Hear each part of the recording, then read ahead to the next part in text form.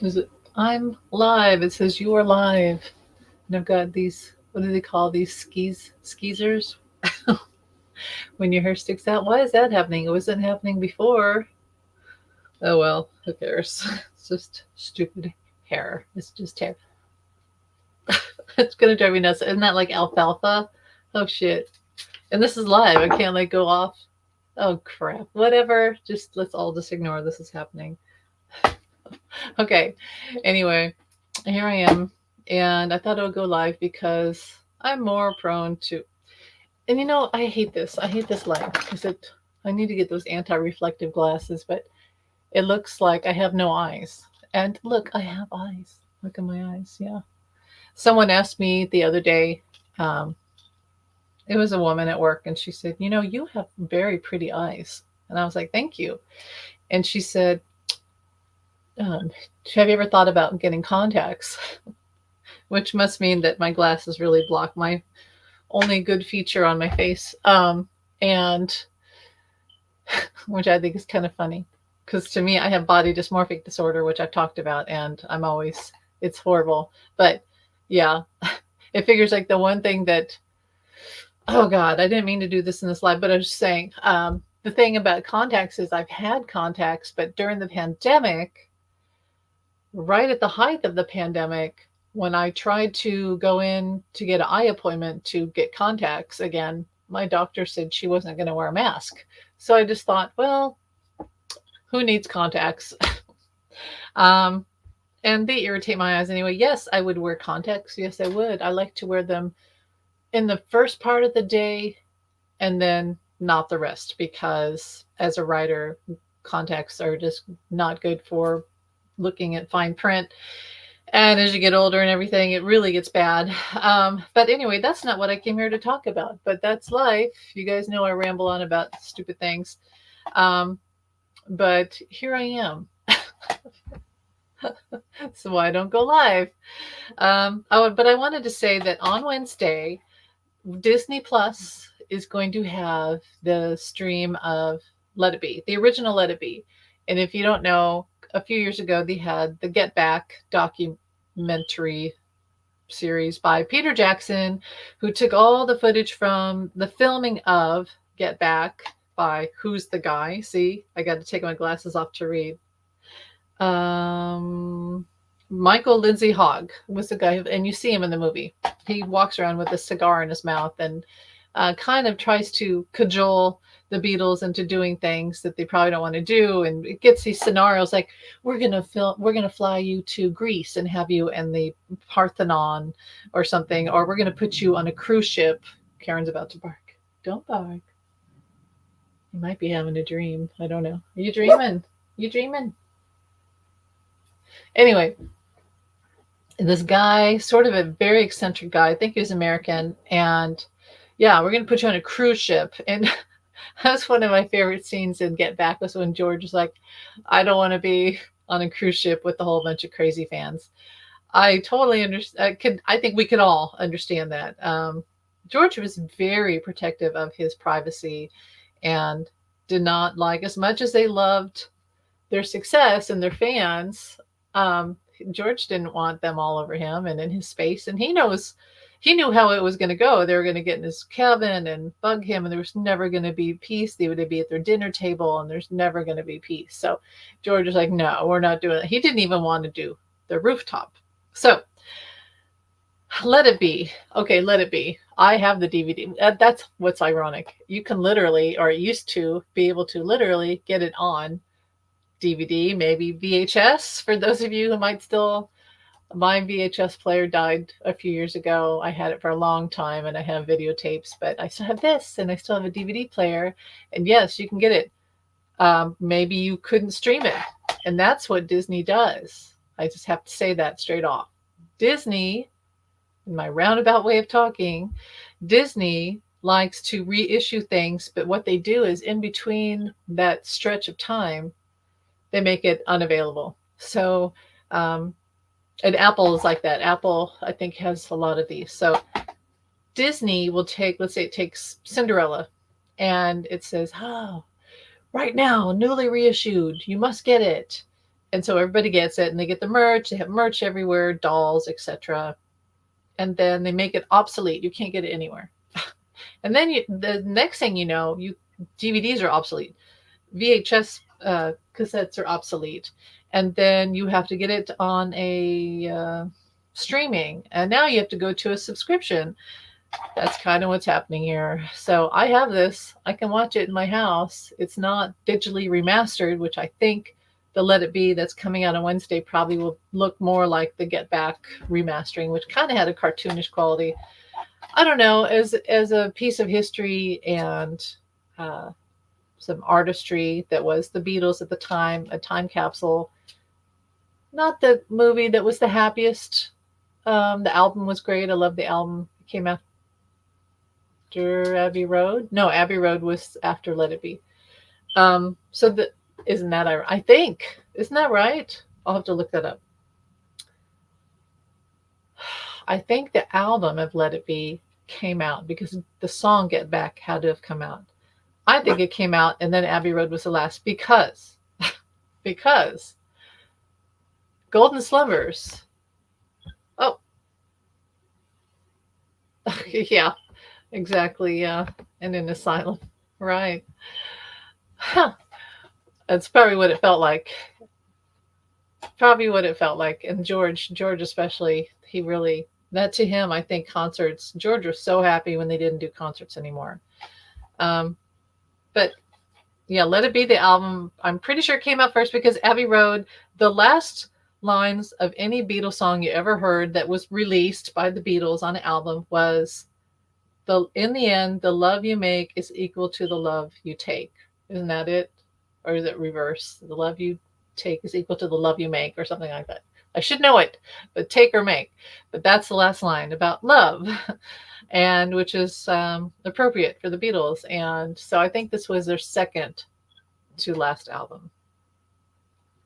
The movie was very painful making, especially when they were in the studios. And if you watch the Get Back series, they were not very happy, and so unhappy that George literally left the band. And then you see Paul crying because it's over. It's finally, they knew it was going to end. Well, it wasn't. They talked him back. And yeah, then they make the rest of the movie. They do the rooftop concert, Abbey Road, etc.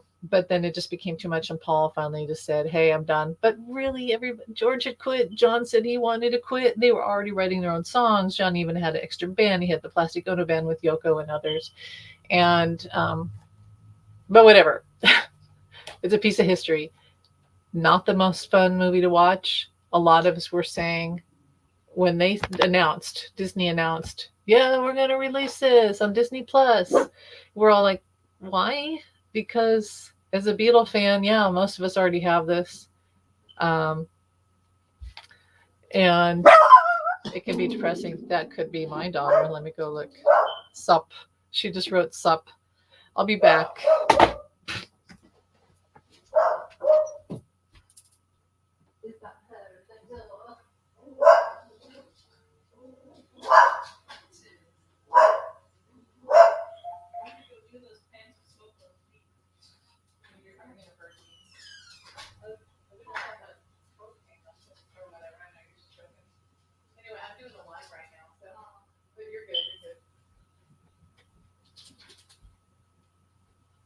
You can stay in here, or I'll leave the door open for you, Karin. You can go in and out. Okay.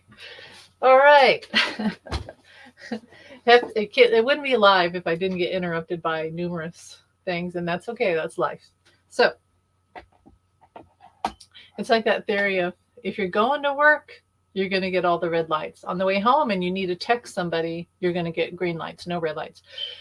If it's a green light, no, if it's a red light and you pick up your phone to text somebody, it's going to turn green. So if you do a live, you're going to have people showing up at your house. That's what goes. Anyway, here it is.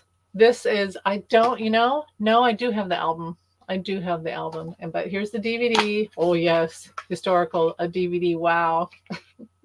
Look at that history. So yeah, Wednesday, I'm guessing you could get up at midnight and watch it streaming on Disney. I don't really know why they felt the need to do it. Here's my thoughts on it. And I'm going to come back on Wednesday and talk about how I felt watching it.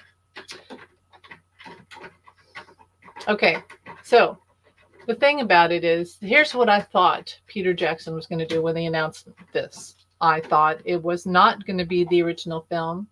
It was going to be the original film with extra footage placed in as like a director's cut of like a new vision of what it should have been. With the AI cleaning up the footage and all that, with the rooftop concert.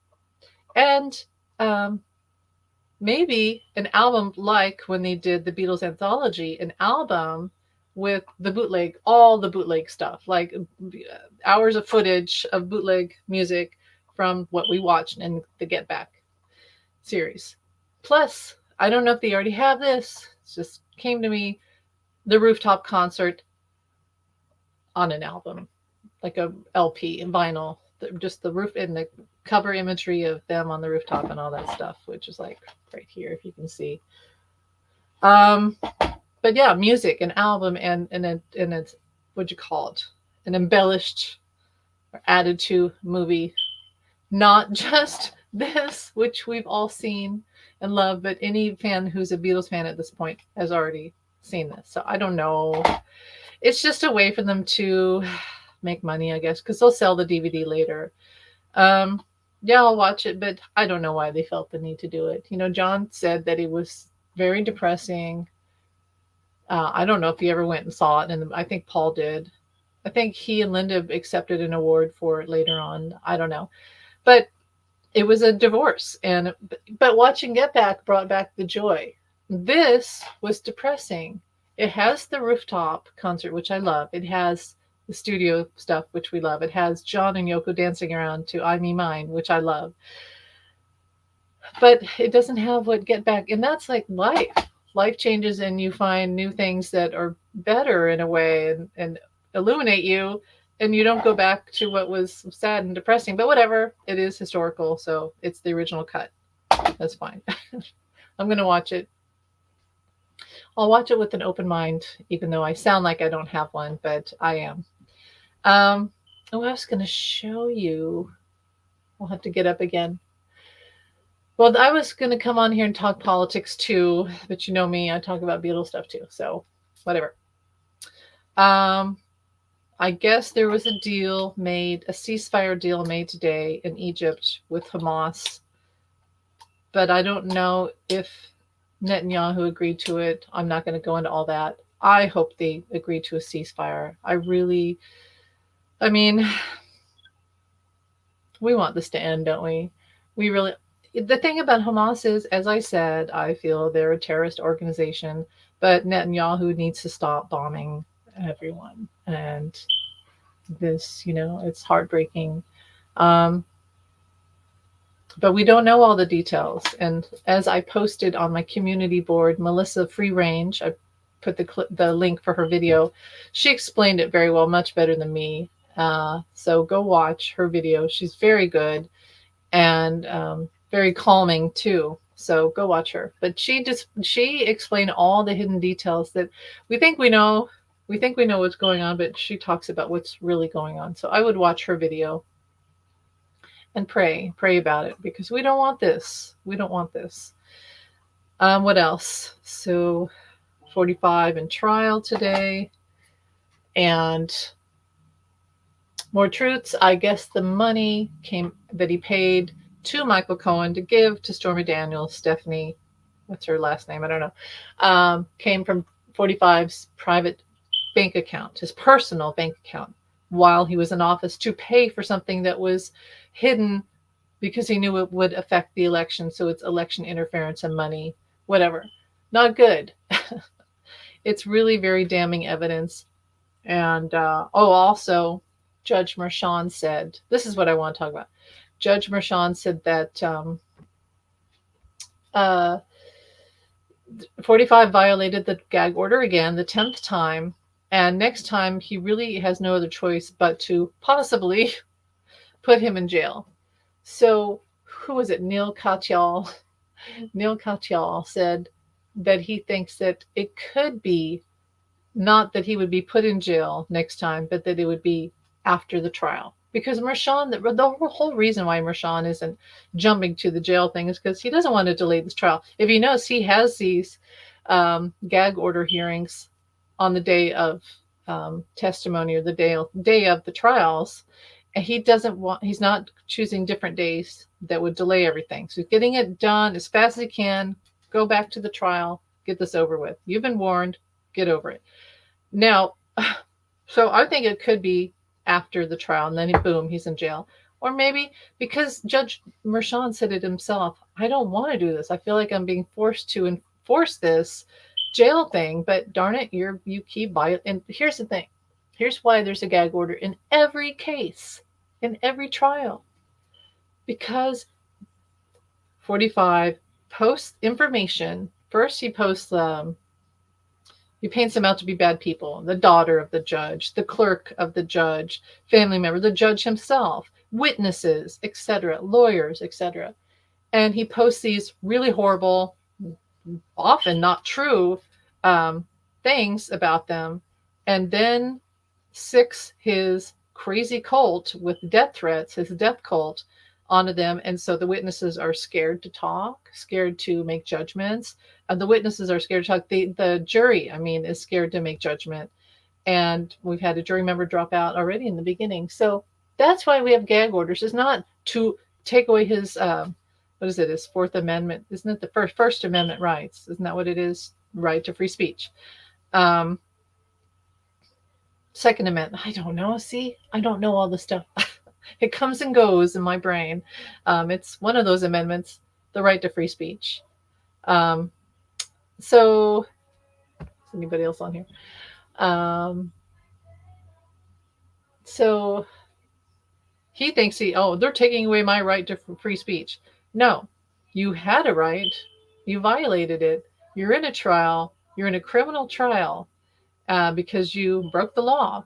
And now you should be on your best behavior, and you certainly shouldn't be affecting the trial.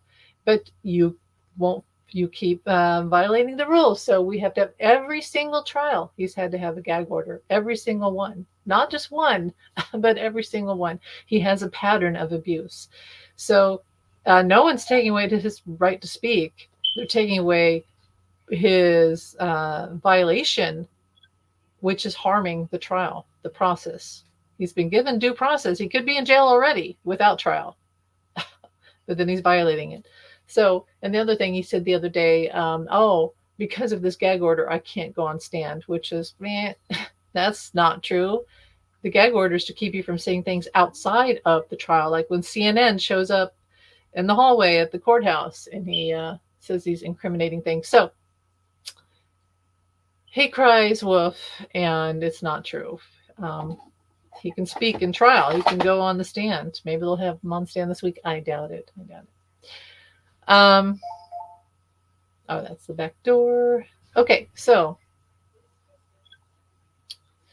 what else? Oh, Kristi Noem. I had to work the matinee and the evening, but I caught the recording of her on the Sunday morning programs yesterday. And she pretty much she's never apologized or said what she did was horrible to the little puppy. And I say little puppy because it was a puppy. Imagine a 13-year-old kid, a 9-year-old kid. That's what Cricket was in the equation of growth and maturity. And a female too. And the whole thing is she's saying, when kids were in danger, and it was a dangerous, vicious animal and was killing, and like it was Cujo or something. Never apologized, never said she felt bad. And I had a legal right to do this. And I just think, if we said that about humans, if we said our family member was wild, so we had to take them to the back of the barn and shoot them in the face, not just... it's all I can't talk about it. I empathetically picked up on the images this morning, and I just want to say this. Why aren't pets considered family members? Why is it that animals I think if you have, okay, dogs and cats are very much aligned with humans. They're almost like they are our companions. So you can say hunting dog or farm cat, but the truth is they're still part of our extension of our family. And you would never treat a family member like that. You would never do that. You know what you do with family members you don't like? You you just don't talk to them as much, or you have big guidelines and boundaries. You just accept it. You turn on the TV and watch your favorite show together, and but you don't shoot each other, right? And if you do, you go to jail. There's consequences. I just the way she said that was so cold and sociopathic. And I don't and she says, "Oh, people trusted me, have always trusted me with their animals. I'm good with animals." No, I don't think so. I actually would want to hear from her kids and the neighbors to see what they have to say about it, because um, we're not getting, you know how, okay, someone who, let's say, the abuser in a family or a work setting or whatnot, and you go and you say, I heard that you did this horrible thing. And they go, nope, never happened. Does that mean it didn't happen? Just because they said it, of course they're going to say it didn't happen or it was okay. Let's talk to the witnesses about it. But the main thing is she killed her career, and I don't mean that pun intended, but maybe that was on purpose from Spirit. She ruined her career. And oh, and then she went on one of the shows. She had the gall to bring up President Biden's dog, um, who President Biden has wisely taken out of the White House setting because it was biting, probably, for what we know now, not so good Secret Service people, probably had a reason, but took him out of the setting, but didn't shoot him. And she had the gall to say, to compare him to her dog, like that's what should happen to him. And I'm like, keep her away from the White House then. Do not let her in. Um, yeah, it's not okay. We need to start treating our animals, our family pets. If it has rabies, you would go to the vet, wouldn't you? Or you'd call in a vet. If it's wild, you do training. She didn't want to do any of the training. She bought an electric collar to shock, a shock collar, a puppy, um, and the goat that she killed too. See, to me, the goat is the thing that tells me that she was in a fit of rage. And murder is not an appropriate answer to rage. I think has always had a dark side. I think that she's one of these people. The reason why she's in the whole manga thing is because they're obsessed with violence and guns, in my opinion, and it fits. And she just doesn't want to admit it. Isn't it funny how, well, she admits she did it, but she doesn't want to admit that she had that rage and that violence, because it's always the other people. It's always everyone else. It couldn't be her. She's nice. She's an angel. Angel. And you know what's funny? Have you ever seen a picture of Jesus with a gun? No. He always had lambs and puppies and birds and doves and all these things and little kids, and it was peaceful and there was no violence and there was no guns. These people, these gun obsessed. I'm not talking about your regular person who goes out and hunts once in a while. Not talking about that, or someone who feels like they have to have a gun for protection. I'm not talking about that. People who are violence and gun obsessed. They're very aligned with violence. So I don't know. I think it's a sickness. I've told you the story, but I'm going to tell you the story again. Okay, so I was a teenager and I was babysitting. I was probably 13, and my mother had moved us out into the country from our small town that I grew up in. But I was still very aligned with that small town because I went to school there, my friends were there, and I would babysit a lot there. So the people I babysat for would come pick me up and then drive me home later, sometimes late at night because they would stay out late or whatever. I was the babysitter. And so this young married couple with a newborn had me babysit, and I loved the baby. I was, I've always been a very nurturing person. I loved, um, watching like they had cable. I'm hanging out and babysit. You know how it is. You're a babysitter. You get to eat snacks, watch a kid, watch a movie on cable, and then you get paid Back then it was like $5 or $15 or $25. It's like 25 would have been like amazing for a night of babysitting. Well, anyway, so they come home from a night on the town, a bar or whatever. And then he drives me home. And we have to go through all these country roads. And I got the creepiest feeling from this guy. Creepy, creepy, creepy. I shook. And he dropped me off. And I thought, I'm never going back there again. I'm never babysitting for them again. This is before I knew I had intuition. So then they asked me again, and I was like, oh, God, I'll go. They begged me, so I was like, okay, I'll do it.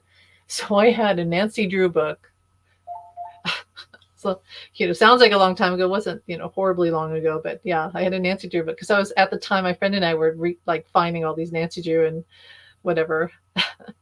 And it had the pocket for the library card, and I found this metal bar with sharp edges, and I put it in the book. And I remember thinking, if he drives me home and if he tries anything on me, I'm pulling out this metal bar and I'm going to protect myself. So, adding to this, in their little townhome they had, duplex or whatever, they had a cabinet with guns and knives. He collected guns and knives. Kind of ominous. And of course, I'd had my father, who was not the nicest person. So, yeah, I probably didn't trust men, but I think I had a reason here. So, once again, he does drive me home. And I'm holding that book in my hands. It sounds like a terrible story. And I was once again shaking, and he looked over at me and he said, you don't trust me. And I was like, no, it's fine, it's fine. And he dropped me off, and I thought, well, that's it. I'm never going back there again. Never. And she called me and begged me, and she said, oh, please, please, Amy, we need a babysitter. And I said, no, I can't. I cannot go back there. So my friend told me a few weeks after that they got in a fight, and he took out one of the knives and put it to her neck and threatened to kill her. So what was the point of the story? Oh, people who are violent, people who collect guns and, things like that and have a tendency toward violence, there's your answer. Like, you don't have to be psychic. I just think there's something weird about it. And with him, I got the feeling. With Kristi Noem, I get the same feeling. She can get up there and be as sweet and as apple pie and act like she's all innocent. And, oh, I had to do it. She didn't have to. What she should have done was train the dog, neutered the goat, had the goat, ethically neutered and trained, or whatever you do with the goat. I don't know. But she didn't want to do all that. She just wanted to have animals obey her as some sort of gift from the universe. And then when they didn't, she could be a god and take them out. Well, you don't get to do that. And again, empathetically, I'm seeing the dog being shot, little Cricket, and it's horrible. It was not an act of, oh, I have to do this. No, she was mad. She killed out of anger. It was violent and it was wrong. And she can say all she wants, but it was not done ethically at all. It was murder. In my opinion, it was murder. So poor Cricket and poor the goat and the horses. Kristi Noem is going to have to fade away from society. People like her and Carrie Lake, people like 45. As I've said before, they live by the sword, they die by the sword. And I don't mean that. I don't mean that. You know what I mean? They are ruining their career, their political career, by, hey, the truth's coming out. So what we should say is, thank you, universe, for showing us who they really are. Because maybe she would have gotten into office, and God knows. Well, she was already in office. She's going to get out of office. It's not going to go well for her. Okay, moving on from that. I think that's about it. Anything else that I wanted to say? I think that's it. I'll be back on Wednesday. The thing about Disney Plus is you have to pay every month to have it. And I really shouldn't be doing that. I should just buy. I only have it to watch Get Back. I should just cancel. Why haven't I canceled? I should cancel it. I did cancel it for a while, and then I got it again because I watch Get Back that much. It's my calming Zen thing. If they have this, I'll watch it, but it really is depressing. The album is great. The movie's kind of depressing. I'd rather watch Magical Mystery Tour. I wish they would do that. I really, really, really wish they would take archival footage of Magical Mystery Tour from all the, because they went, there is lost footage. They had scenes that aren't in the movie, um, and all the footage from when they had to do the dance, the waltz, and all that from Your Mother Should Know. Also, if they're gonna do stuff like this, I'll stay on Disney Plus if they do this. Okay, here's some thoughts. Take all the lost footage from the filming of the Strawberry Fields Forever and Penny Lane videos that were taken in what Knoll. It's out there in the countryside, right? I could look it up. I've looked it up on Google Maps, and I've literally like digitally walked the walked the location of Strawberry Fields and Knoll Park. Is that what it is? Let me look it up. I'll look it up right now. Because that, I want to see the lost footage. Peter Jackson, get all the lost footage from that and from Magical Mystery Tour. Put it on Disney Plus. I will watch that. I would die to watch that footage. Well, not die, but you know.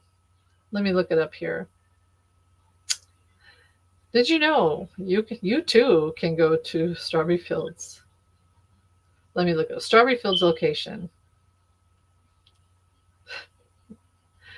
You can meditate yourself there. You can levitate. Okay, no, oh, that's not it. Strawberry Fields Forever, and it is forever. Video location, Seven Oaks. Strawberry Fields video location, Seven Oaks, England. And it's right by where the arch, they ride on the horses and the arch for, you can't see it. There it is. There's like a stump of a tree. The tree's gone, unfortunately. And up the road is the Penny Lane arch that they ride their horses through. I want that footage. I want to see this, all that, and Magical Mystery Tour. And you know what? You know what? If they took archival footage from the filming of Hard Day's Night, and put it, oh my God. Also, how about this? If they're going to re-release this, why not put it in a movie theater? So those of us who weren't around then can watch it in a movie theater. Because they did that for the, when Get Back came out, they did the rooftop concert. I went and saw that. It was amazing. I loved it. I was so happy. If you're going to release it on Disney Plus, why not have it also in the movie theater? I would pay to go. I don't go to a lot of movies, but I would go. I don't know why. They need a marketing person, I think, because these are all ideas that they could work on. I feel like they're just trying to get money out of people, to be honest, but they should also think about all the stuff that we want. It would make us happy because us Beatle fans will buy it. Anybody else? I wish this would show. Sorry. Regards. Yes. But that's Paul, though. But Paul did work heavily with Peter Jackson on this one. So, yeah, they should do that. I love to give, and also put it, see, each time they do this, put it in the movie theater. Now, Get Back was way too long. That would have been way too long to sit in a movie theater unless you want to do an all-day thing. I probably would have done that just one time. But, yeah, I would love to see Give My Regards in the movie theater and on Disney+. Because, again, a lot of these, if your VCR or your DVD player breaks, you don't have it. And then there's YouTube. Don't tell anyone, but YouTube has a copy of Give My Regards to Broad Street. It's probably going to be taken down now because I said that. I hope not. Yeah, I love these. I am one of the biggest Beatles fans, and I would totally love to see all those. But again, my favorite thing would be footage from Magical Mystery Tour. They did that with Yellow Submarine. They re-released it, probably digitally remastered, and a few years ago. And the only place it was available was right in the heart of the city in Kansas City on a Friday afternoon. I couldn't get there, and so But at least they did try. They did try. So do that with all these. Put these all in the movie theater. Make it available. Get all that footage. I would love that. If they consistently put out footage about the Beatles, let's say someone put together all their interviews and digitally remastered all the interviews, backstage, pre-concert, album release, all that, and then put through the years, like archival through the years. This year, 63 was a huge year in England. 64 was a huge year all over, but in America, 65, big, huge for touring, especially for touring. And then 66, yeah, touring and things started to get weird. But imagine all those interviews digitally remastered. Oh, we don't have enough time. Well, there's people that need a job that would do that and would love to get paid archiving all that footage. So I think it's possible. And people like me would watch it. And yeah, so they should do that. Anyway, I think that's about it. I don't have much else to talk about. Um, but I'm excited. I mean, I do. I think the critic in me comes out. But to be honest, I'm happy. I'm happy to see it. I'll be happy and I'll come back and talk about it. And yeah, it'll be cool. So have you? Let's see. The Complete Beatles. Yes, I have. I think that was out. Wasn't it the one where they're the jumping picture and they have like the red sort of like stripy? I think that's the one one of the first documentary movies I saw about the Beatles, and I loved it. I loved. There's some footage in there that you don't see anymore, even on like YouTube and the annals of YouTube, the hidden annexes. Um, like where the part where John says to the toppermost, or whatever it was. You don't really see that clip anymore. There's a lot of the clips like when they came back from Hamburg and they're getting popular, and some really cool interviews in black and white. And there's Let It Be on the radio in the next room.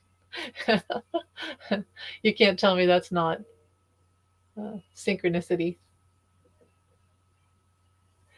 Um, do you know that when they made Get Back, not Get Back, when they went into the Twickenham, isn't it Twickenham studios, where I think Ringo and Peter Sellers did the Magic Christian, and I think they also filmed parts of Hard Day's Night there, like the train scenes and things like that. Well, anyway, they went there because this Lindsay Hogg wanted them to have this new setting for his movie, very movie-ish, not in the studio, but and they really, you could tell they weren't comfortable in there.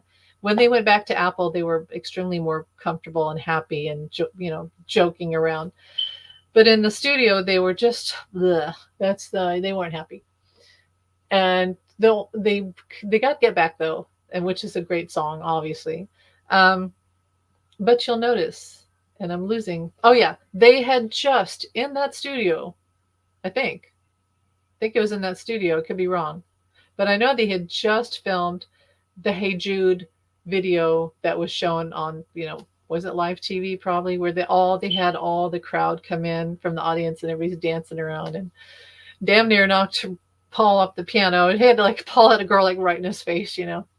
Um, Ringo's got people all around him. He's trying to drum, but that was the movement of the coming together and probably some socialism type stuff that they were promoting, um, in the good sense of it, which now it's been bastardized. But anyway, they were fresh off that. And if you watch Get Back, they're literally writing songs for Abbey Road, like Maxwell Silver Hammer, and they'd also just done the White album. So I don't know, I love that. I just had to throw that in there because yeah, but that was interesting. So the Complete Beatles, yes, I've seen it. I've probably seen everything. Um, I wish I hadn't. I hope that there's some new stuff. That's why I want. Yes, I've seen this. I would love to see some new stuff. That's the thing. I would love to see some new stuff. But let's say some new fans watch this. And they make, because it's not available anywhere, they watch it. And it really changes their view, opens them up. It was at a time with the Vietnam War, a lot of conflict, a lot of protests. And I don't know, maybe that's revolutionary that they could see. Because think about the words, let it, that sounds apathetic, but it's also a, it's going to be okay. And that's a beautiful message to send to the world, the world of conflict and death. I mean, people's brothers, fathers, teachers, boyfriends were being sent off to a war to die. Um, and so let it be. That's words that Paul received from his mother in a dream of it's going to be okay. And we kind of need to hear that right now. So I can respect that the movie's coming out in a time where we have a lot of conflict and we need to hear something like Let It Be. And also all the humor. There's so much humor. What are all the songs? Does it say? Um, Octopus's Garden, Dig It, Two of Us, Let It Be, The Long and Winding Road. Don't Let Me Down. I love Don't Let Me Down. One After 909. I've Got a Feeling. Dig a Pony. The first time I heard The Long and Winding Road um, that Paul wrote, and see, Paul was writing some really big ballads, very almost introspective, sad ballads. And I'm sure John was like, oh God, not another long ballad. Like when you could see when he plays bass on Let It Be, I think that's him playing bass. And because Paul's on piano. And John's kind of joking around, another ballad, another sad song. Um, but it was very cathartic. And I know when I heard The Long and Winding Road, I cried. I like literally started crying because I'd never heard anyone explain so much what it's like to be a tired human being in this world. And he says, Paul says, many times I've been alone and many times I've tried. You'll never know the many times, blah, blah, blah, whatever. And I've cried or something like that.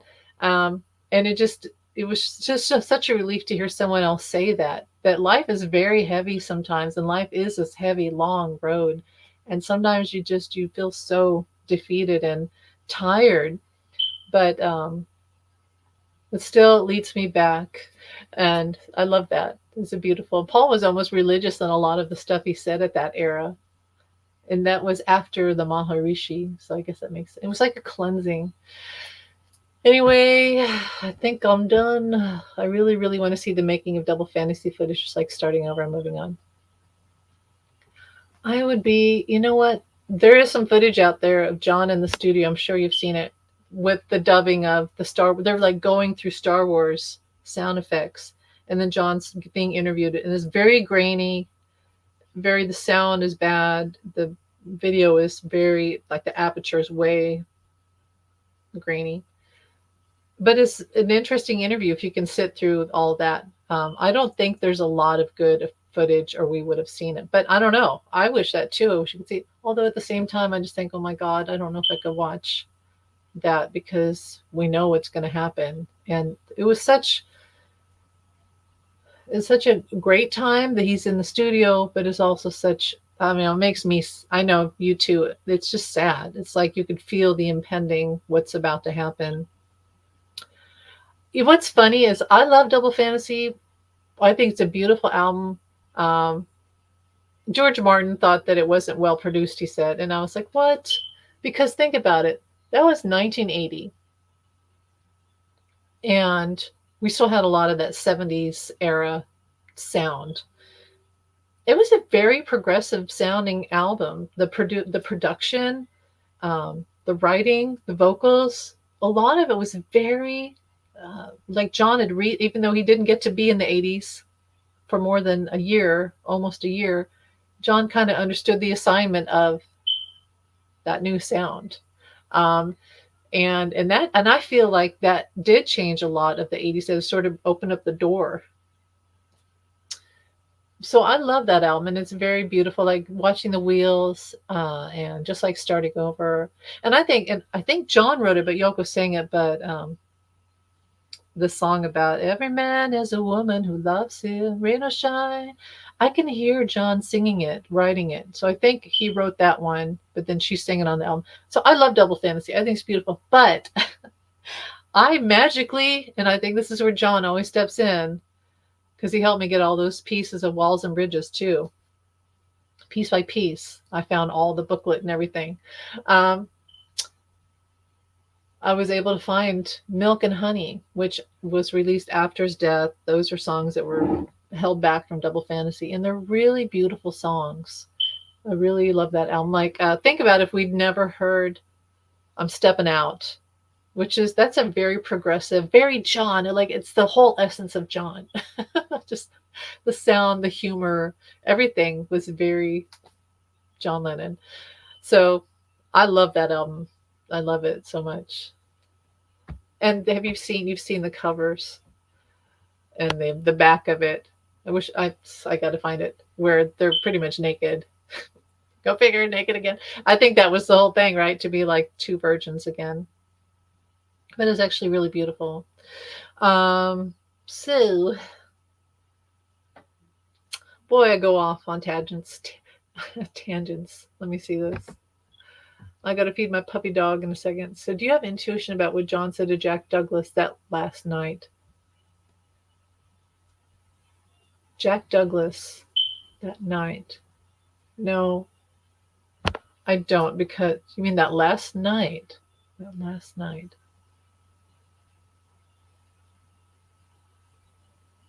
I'll try to tune into what John says, but I don't know. Was there an interview with Jack Douglas? Are you talking about like in the 70s, late 60s? Are you talking about like right before John dies? Because wasn't Jack Douglas? I'm thinking of Jack Parr. Jack Douglas. Are you talking about the doorman? Was it a doorman? I think we talked about this before, and I said that I think John just said, "I can't believe it. I've been shot. I've been shot." I think that's what he said. I just that because he was in shock. It's like he always knew there was a threat. It could happen. He obviously was terrified it would happen. Like George was terrified it would happen to him. I think he just said, "I've been shot. I've been shot." That's what I'm getting. So is Jack Douglas the doorman? Is that who he is? Oh, the producer. Okay. The last thing that he said, Double Fantasy, the producer of Double Fantasy. What was the last thing he said?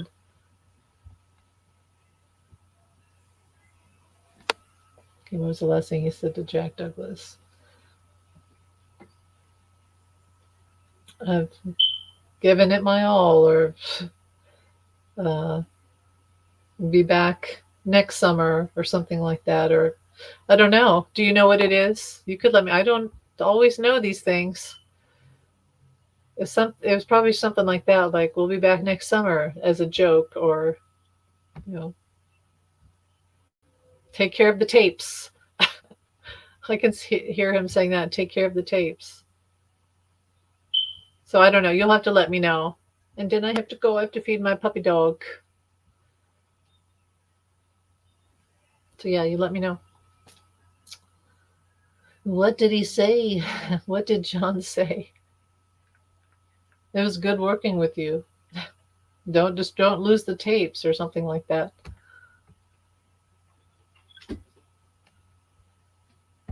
Well, anyway, Cheap Trick, the whole thing with them, it's like that's great. It is great, but it's also kind of like I like Cheap Trick on their own and not the whole thing with John. I don't even care about all that.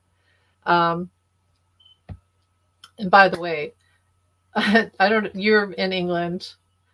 But here in America, growing up, we had this thing called Friday Night Videos, and I didn't have cable growing up, so the only way I could watch, so I didn't have MTV, so the only way I could watch music videos, and to me, music videos were like God. It was very important, and I would wait all week to watch a new video on Friday Night Videos. After Johnny Carson, wait, was Johnny Carson even on Friday nights? I can't remember. I think it was Johnny Carson was on, and he had a guest host a lot. And then no David Letterman. It went straight to Friday Night Videos. So Friday Night Videos was big. And I remember the night when Queen was very little, and Queen was going to do Radio Gaga, right? And I remember being at school and being like, "Oh my God, the Queen's going to release the video for Radio Gaga tonight." And I'm like, "Yay!" And we're all like in elementary school talking about that. Okay, big deal. And I was like really excited. That last week, popped up on my here's what you should watch was that episode of music Friday Night Videos, and it had Radio Gaga with Queen, and it had I think it was Steppin' Out, because he had just released the Milk and Honey album from John after his death. So they had a video. The video wasn't good, but the song itself, I was like, wow, that figures that this video would just show up out of nowhere, and it would be um, John. John would be on there. So yeah. Well, let me know, Jamie. I'm gonna have to go here because I have to feed my puppy dog. But producer of Double Fantasy, yeah, I don't know what he said. Just take care of the tapes. That's mostly what I'm getting. Take care of the tapes. So I don't know. And anything else? So before, if you answer here, if you can, you don't have to answer right now. You can tell me later. But what else? What else?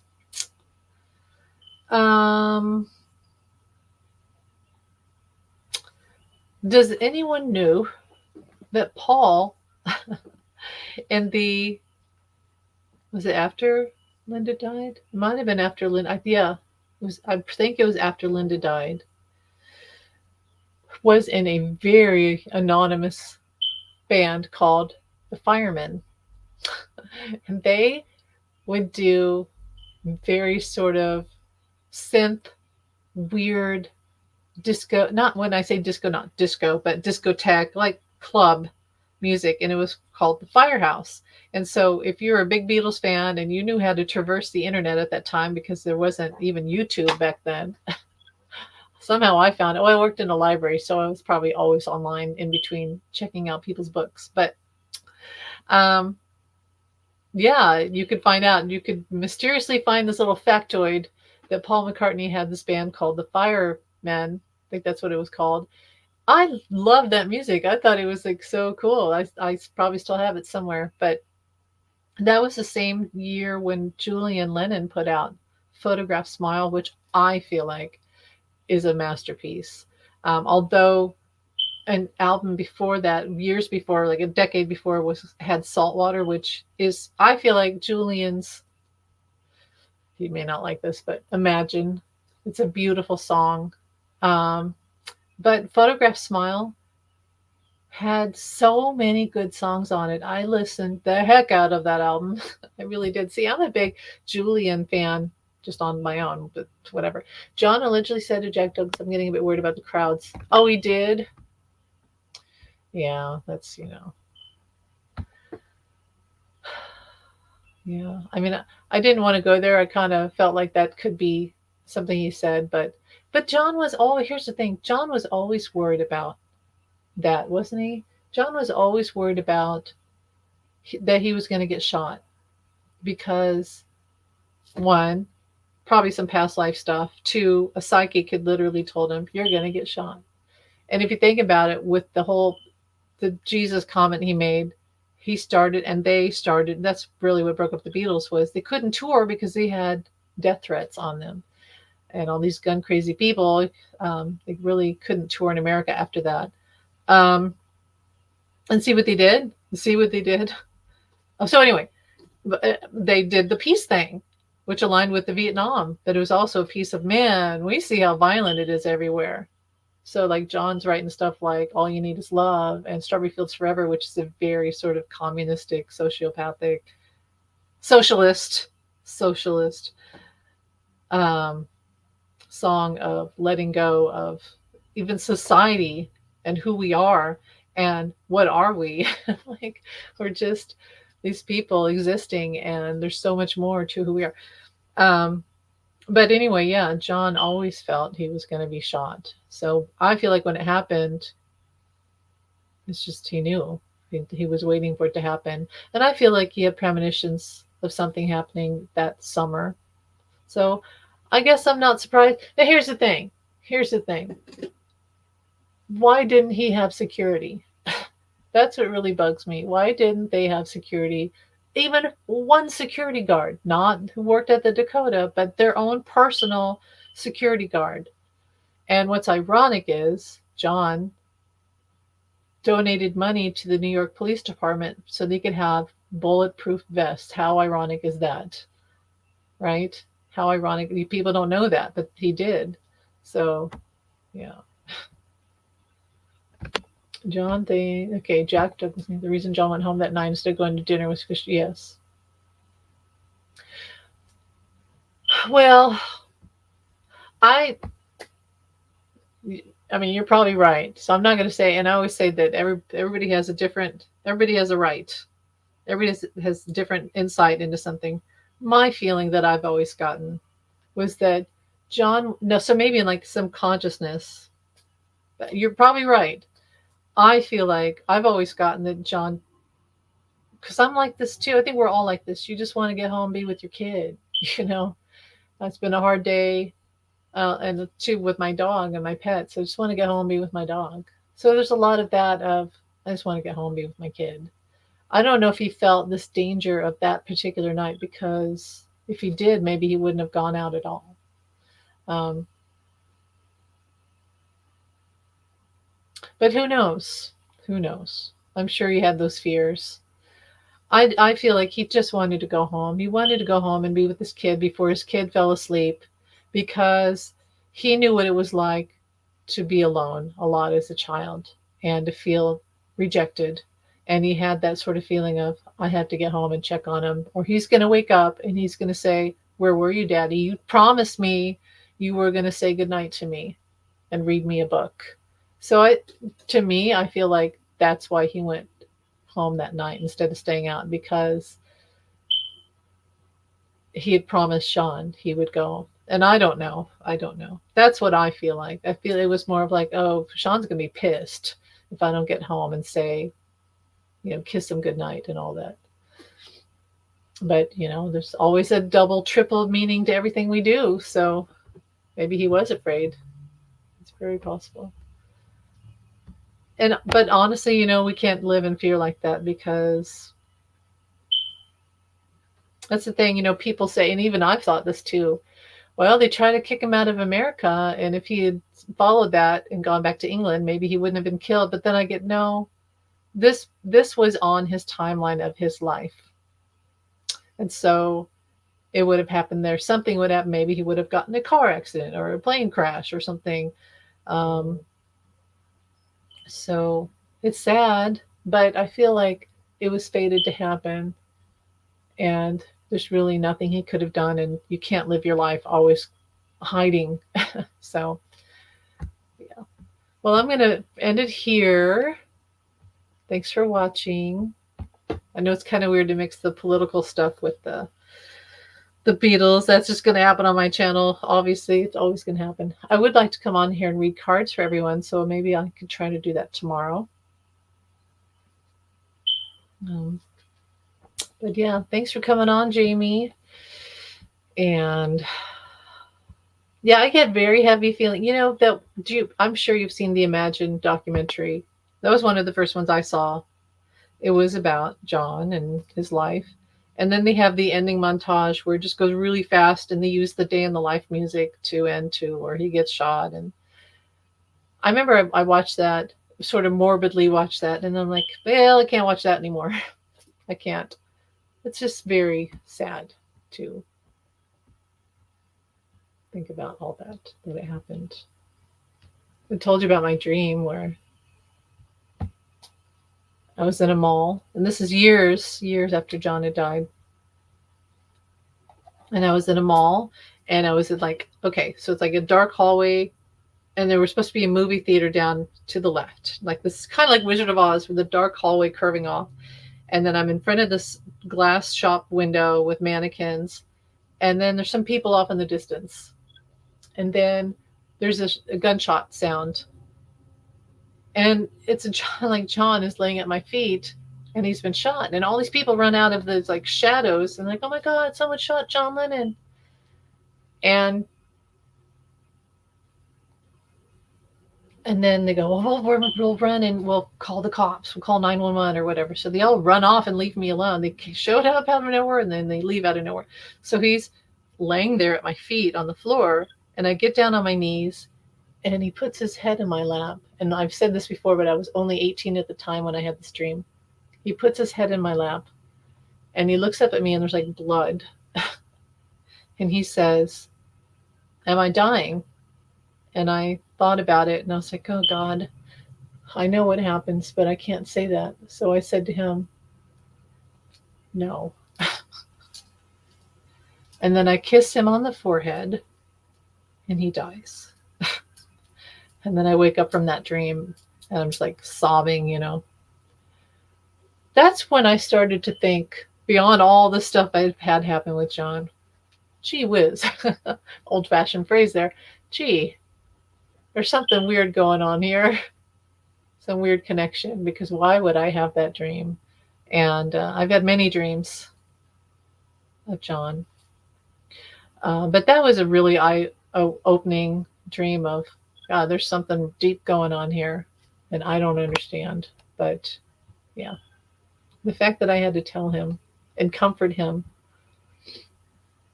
So yeah. All right. Well, thanks for being here. What a positive show. But anyway, thanks for being here. Thanks for listening. Um, have a great night. And yeah, if I don't come back tomorrow, I'll be back on Wednesday to talk about the movie. Let it be, let it be, let it be, let it be. There will be an answer. Let it be. So, thanks for watching. Have a great night. Bye. Peace. Peace.